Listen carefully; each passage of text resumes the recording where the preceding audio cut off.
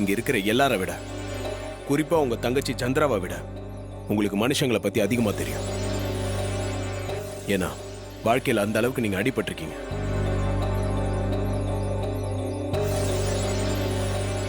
ஒருவேளை நான் தப்பானவனாவே இருந்திருந்தா அதை நீங்க ஃபீல் பண்ணிருப்பீங்க. உங்க மனசை தொட்டு சொல்லுங்க, என்னை பார்த்து நீங்க திமிரானவன் தான் நினைச்சிருப்பீங்க. ஆனா கெட்டவன் ஐயோக்கியன்னு எப்பவுமே நினைச்சிருக்க மாட்டீங்க. அதுக்கு காரணம் நான் உன்னை நம்பினேன்.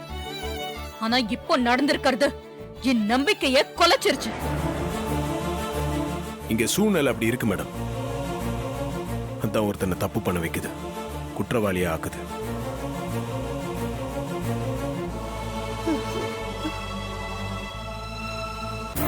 பல வருஷத்துக்கு முன்னாடி எந்த தப்பு செய்யாத ஒரு அம்மா தான் மகளுக்காக இதே மாதிரி ஒரு நல்ல விஷயத்தை செய்யும் போது, அப்போ அவங்க மேல திருடின்னு பழி போட்டாங்களே, அதுக்கு காரணமும் சூழ்நிலை தான்.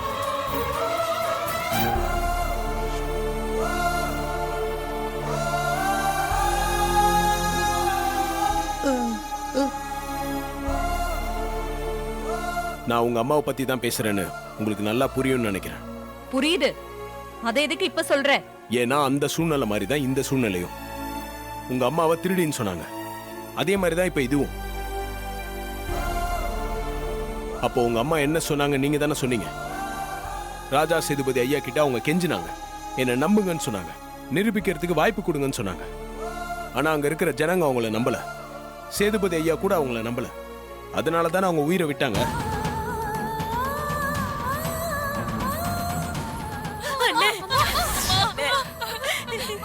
நான் தப்பு பண்ணல.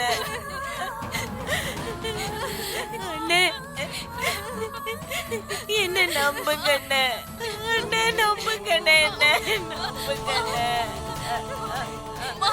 மாமா பேசுங்க மாமா.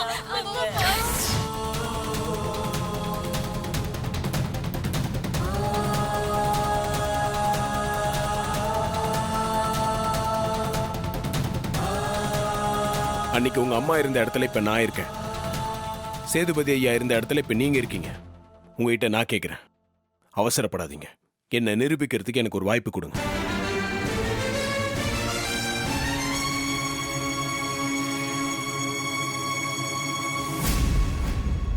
சேதுபதி ஐயா செஞ்சது தப்பு. அவரு சாகிற வரைக்கும் நான் அவரை மன்னிக்க மாட்டேன் நீங்க சொன்னீங்கல்ல, அதே தப்பை இப்ப நீங்க பண்றாதீங்க. எனக்கு ஒரு வாய்ப்பு கொடுங்க. வாய்ப்பு கொடுக்கறதுன்னா? என் மேல அவங்க சுமத்தின பழியை சரி பண்றதுக்கு எனக்கு ஒரு வாய்ப்பு கொடுங்கன்னு கேக்குறேன்.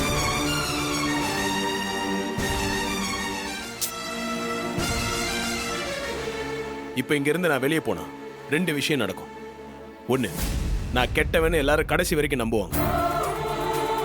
அதை விட முக்கியமான விஷயம், என் மேல இந்த பழியை போட்டவங்க இந்த குடும்பத்தை அழிக்கணும் தான் இதெல்லாம் செஞ்சிருக்காங்க.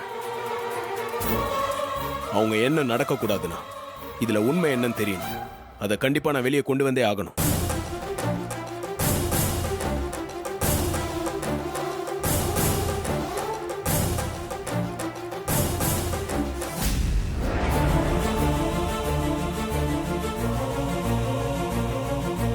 நீ சொல்றதையெல்லாம் நான் நம்புறேனா இல்லையாங்கிறது வேற விஷயம். ஆனா நீ சொல்றதுல ஒரு விஷயம் சரின்னு எனக்கு படுது. அது என்னன்னா, சேதுபதி பண்ண தப்ப நான் செய்ய விரும்பல. நான் உனக்கு ஒரு சான்ஸ் கொடுக்கிறேன்.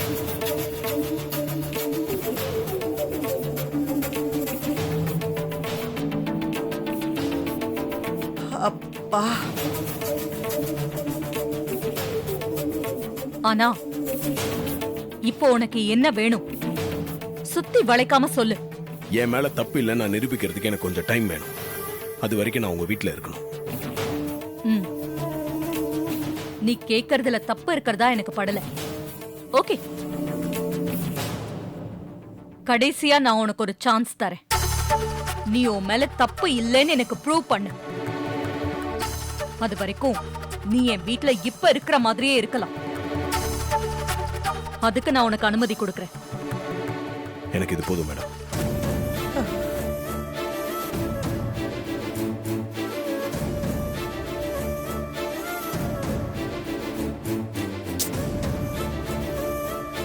என்ன மாப்பிள, இன்னும் இங்க நிக்கிறீங்க?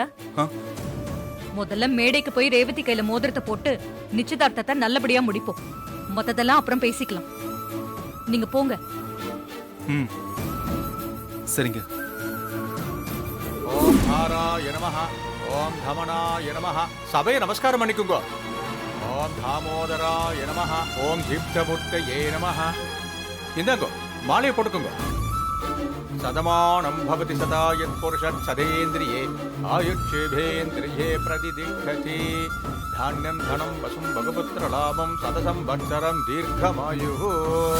ஓம் விநாயகாய நமஹ, ஓம் விக்னராஜாய நமஹ, ஓம் கௌரிபுத்திராய நமஹ, ஓம் கணேஸ்வராய நமஹ, ஓம் ஸ்கந்தாசுஜாய நமஹ, ஓம் அஜயாய நமஹ, ஓம் பூதாய நமஹ, ஓம் தக்ஷாய நமஹ, ஓம். சாமுண்டீஸ்வரி, நீ என்ன ஜெயிச்சிட்டதா நினைக்கிறல்ல?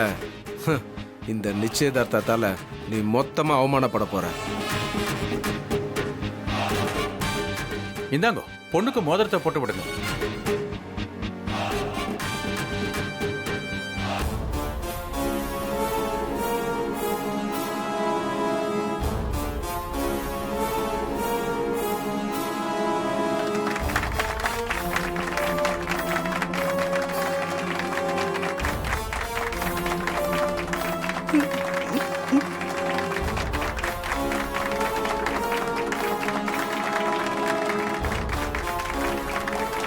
இந்தாங்க மாப்பிளைக்கு நீங்க போட்டு விடுங்க.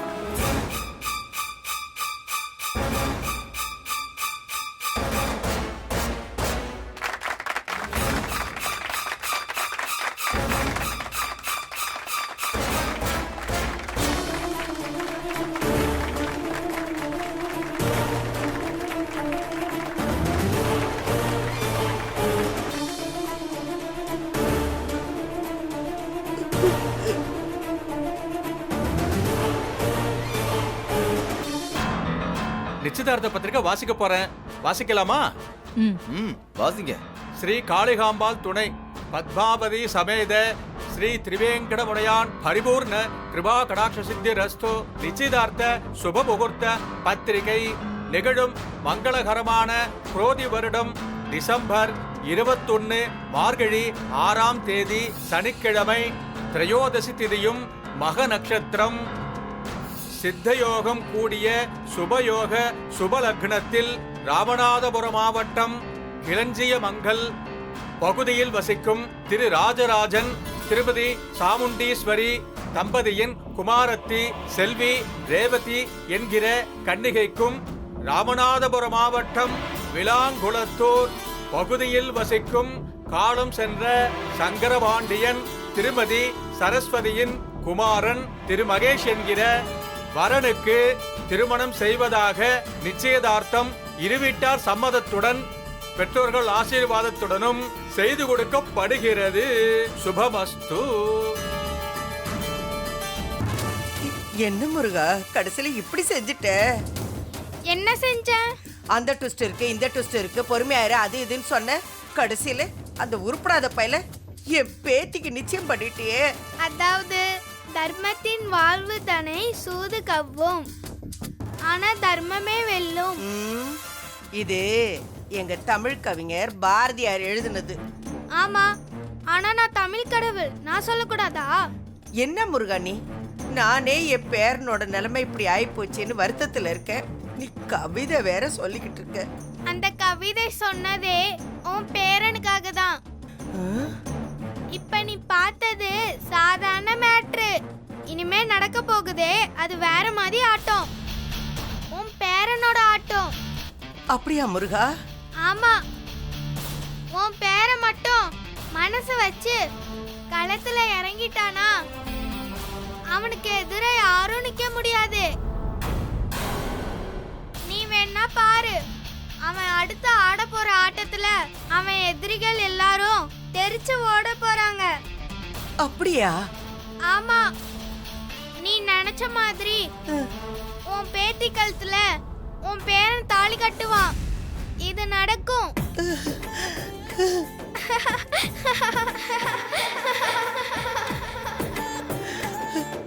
சந்தோஷம் முருகா. நீ சொன்னா அத கண்டிப்பா நடத்தியே தீருவேன். முருகா முருகா முருகா.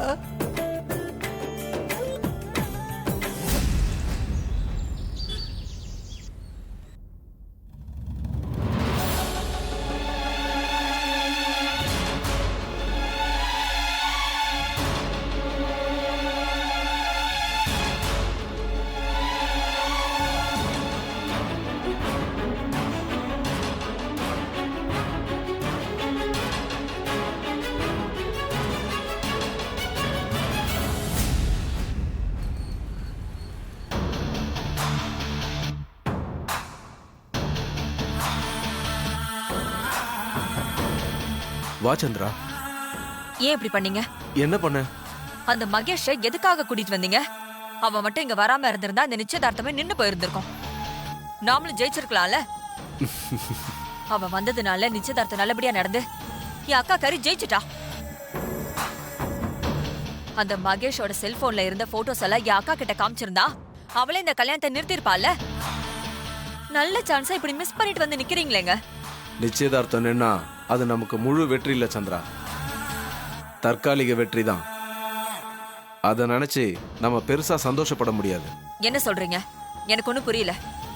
அந்த மகேஷும் மாயாவும் வில்லங்கமான ஆளுங்க. 2 பேருக்கு மத்தியில தப்பான உறவு இருக்கு. அதை மறைச்சு ரேவதியை கல்யாணம் பண்ண வந்திருக்காங்கன்னா அவங்க 2 பேரும் எவ்வளவு பெரிய கேடிங்களா இருக்கணும். அவங்க பெரிய மாஸ்டர் பிளானோட தான் ரேவதியை கல்யாணம் பண்ண வந்திருக்காங்க. மாஸ்டர் பிளானா? என்ன சொல்றீங்க? இந்த கல்யாணத்துக்கு பின்னாடி உன் அக்கா மக ரேவதியும் இருக்கா. அது உங்க யாருக்குமே தெரியாது. எங்க நீங்க என்னென்னவோ சொல்றீங்க. ரேவதி எப்படி இதுல வந்தா? அந்த மகேஷ் இருக்கான்ல, அவன் அண்ணன் ராமசாமி உங்க அக்கா செங்கல் சூளையில தான் வேலை செஞ்சிருக்கான். உங்க வீட்டுக்காரர் பேர் என்ன? ராமசாமிங்க. 1 வருஷத்துக்கு முன்னாடி இறந்துட்டாரு. எங்களுக்கு அங்க ஒரு செங்கல் சூளை இருக்கு, அதுல வேலை பார்த்த ராமசாமியா? அவரு ஹார்ட் அட்டாக்ல இறந்துட்டதா சொன்னாங்க. அவரு இல்லைங்க மேடம், என் வீட்டுக்காரரு ஒரு பைப் கடையில வேலை பார்த்தாரு. ஜாண்டிஸ் வந்து செத்துட்டாரு. அப்படியா? ஆனா பொண்ணு பார்க்க வரப்ப அந்த மாயா தான் புருஷன் ஒரு பைப்பு கடையில வேலை செஞ்சதால சொன்னா. எல்லாம் போய் சந்திரா. அந்த மாயாவோட புருஷன் உங்க அக்காவோட செங்கல் சூளையில தான் வேலை செஞ்சிருக்கான். அங்க நடந்த ஏதோ ஒரு பிரச்சனையில உங்க அக்கா அவனை திட்டி அவமானப்படுத்திருக்கா. அப்பதான் தான் தம்பிக்கும் தான் பொண்டாட்டிக்கும் தப்பான உறவு இருக்கிறது அந்த ஆளுக்கு தெரிஞ்சிருக்கு. அவனை விட்டு வச்ச ஆபத்துன்னு தெரிஞ்சு 2 பேருமே சேர்ந்து அந்த ராமசாமியை கொன்னுட்டாங்க. என்னங்க இவ்ளோ நடந்திருக்கா? கேட்கவே ரொம்ப அதிர்ச்சியா இருக்குங்க. இன்னும் அதிர்ச்சியான விஷயம் இருக்கு, கேளு.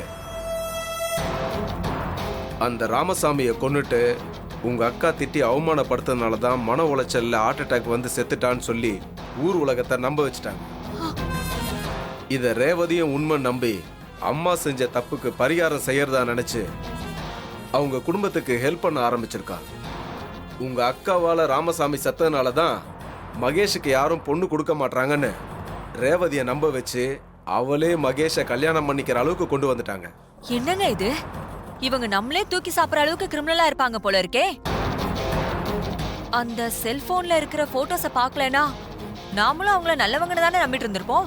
ஆமா சந்திரா, அதான் நடந்திருக்கும். அதோட நிச்சயதார்த்தம் நின்று இருந்தா ரேவதி வாழ்க்கைய நாமளே காப்பாத்தின மாதிரி இருந்திருக்கும். அதுவும் நமக்கு வெற்றி. அந்த மகேஷ் ரேவதி கல்யாணம் நல்லபடியா நடக்கணும். அவன் ரேவதி கழுத்துல தாலி கட்டின அடுத்த நிமிஷமே மண்டபத்துல வச்சு அவனுக்கும் மாயாவுக்கும் இருக்கிற தப்பான உறவை கல்யாணத்துக்கு வந்திருக்கிறவங்க அத்தனை பேர் முன்னாடியும் வெளிச்சம் போட்டு காட்டணும். அதை பார்த்து அந்த சாமுண்டீஸ்வரி மட்டும் இல்ல, அவ மொத்த குடும்பமும் அவமானத்துல அப்படியே கூனி குறுகி நிக்கணும். தான் பொண்ணு வாழ்க்கை இப்படி ஆயிடுச்சேன்னு அவ மரண வலி அனுபவிக்கணும். இவ்வளவு நாளா அவளால நாம அடைஞ்ச சின்ன சின்ன தோல்விக்கெல்லாம் அதான் பெரிய வெற்றியா இருக்கும். அதுக்கப்புறம் அவ ஊருக்குள்ள தலை நிமிர்ந்து நடக்க முடியாது. அவளை பார்த்து ஊரே காரி துப்பணும்.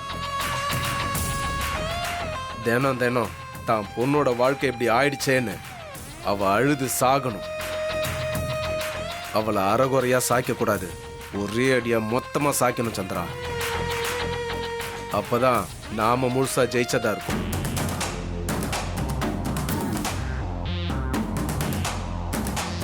நான் கூட நீங்க அவசரப்பட்டு தப்பு செஞ்சிட்டீங்களோன்னு நினைச்சேன்.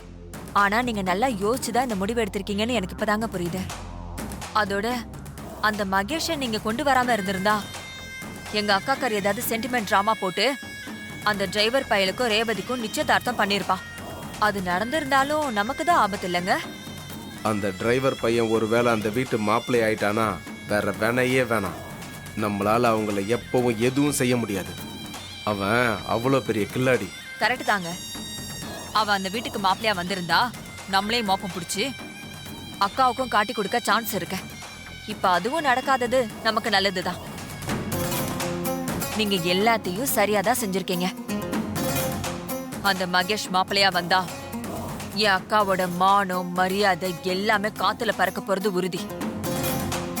அதுக்காக தானே நாமளும் இவ்வளவு நாளா வெயிட் பண்ணிட்டு இருக்கோம். ஆனா ஒரு விஷயத்துல நம்ம ஜாக்கிரதையா இருக்கணுங்க. என்ன சொல்ற சந்திரா? அந்த மகேஷும் மாயாவும் ரொம்ப மோசமானவங்களா இருக்காங்க. அவங்கள எப்பவும் நாம உஷாரா வாட்ச் பண்ணிக்கிட்டே இருக்கணும். இல்லனா அவங்க நமக்கே ஆப்பு வச்சிருவாங்க. சந்திரா, அவங்க இல்லீகல் மேட்டர் நம்ம கையில இருக்கிற வரைக்கும் அவங்க நம்மள மீறி எதுவும் செய்ய முடியாது. கவலைப்படாத.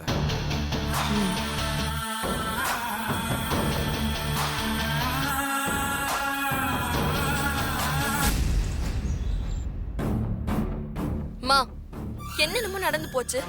இந்த அளவுக்கு டென்ஷனா நம்ம யாருமே இருந்ததில்ல. வேண்டாமா, இனிமே இந்த டிரைவரை நம்புறது சரியில்லை. நீங்க மண்டபத்துல எடுத்த முடிவுக்கு எதிராக நான் எதுவும் பேசக்கூடாதுன்னு தான் அங்க சைலண்டா இருந்தேன். நம்ம ரேவதி கல்யாணம் நல்லபடியா நடக்கணும்னா இந்த டிரைவர் இங்க இருக்க கூடாது. இவனை வேலையை விட்டு ஃபர்ஸ்ட் அனுப்புங்க.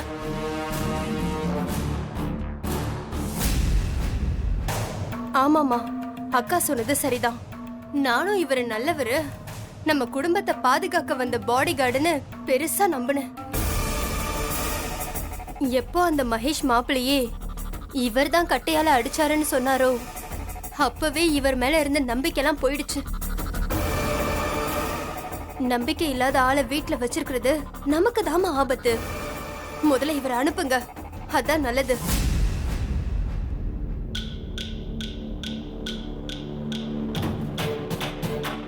சித்தி சொன்ன மாதிரி ரேவதி அக்காவை கல்யாணம் பண்ணிக்கதான் இவர் இதெல்லாம் பண்ணிருப்பாரோன்னு எனக்கு டவுட்டா இருக்கு. இவர் நம்ம வீட்டுக்கு செஞ்ச நல்லதெல்லாம் போதும். இதுக்கப்புறம் இவர் நம்ம வீட்டுக்கு வேண்டாமா? அத்த, இவ யாரு, எந்த ஊரு, என்ன பேருன்னு இது வரைக்கும் நமக்கு எதுவுமே தெரியாது. கேட்டாலும் சொல்ல மாட்டேன்றான். அதுலயே இவன் மேல டவுட் பட வேண்டியதா இருக்கு.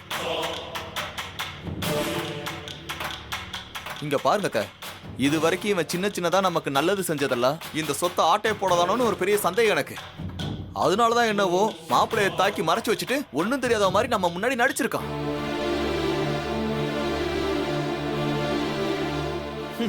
என்ன மாதிரி உண்மையானவங்களை யாரும் மதிக்கிறது இல்ல. ஆனா இவனை மாதிரி ஆளுங்க நடிச்சா உங்களை மாதிரி அறிவாளிங்க கூட நம்பிடுறீங்க. இவன் பேச்ச நம்பி நம்ம ரேவதி கையில மோதிரம் போட சொன்னீங்க. நல்ல வேலை அப்படி எதுவும் நடக்கல. கடைசி நேரத்துல இவன் குட்டி வெடிச்சதால நம்ம ரேவதி தப்பிச்சா. இல்லனா என்ன ஆயிருக்கும்?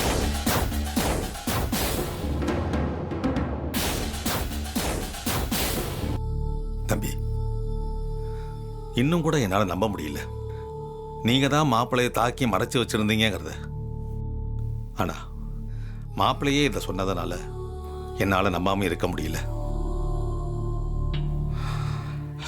மற்றவங்கெல்லாம் உங்களை எப்படி பார்த்தாங்களோ தெரியல.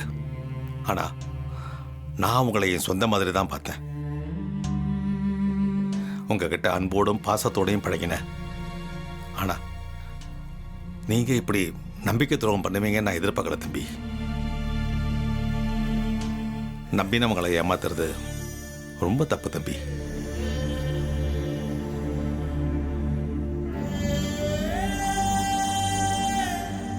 ஈஸ்வரி, இவ்வளவு தூரம் நடந்ததுக்கு அப்புறமும் எதுக்காக வேண்டாத மனசங்கடம்? பேசாம இவனை வெளியில் அனுப்பிடு.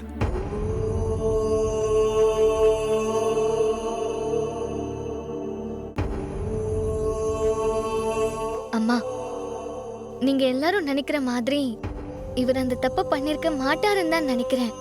இதுல ஏதோ சூழ்ச்சி இருக்குமா? வேற யாரோ தான் மகேஷ அடிச்சு அவரை மறைச்சு வச்சிருக்கணும். என்ன ரேவதி புரியாம பேசுற? மாப்பிளே இவன் தான் அடிச்சான்னு சொல்றப்போ நீ நம்பாம இருக்கிறதே எனக்கு ஆச்சரியமா இருக்கு.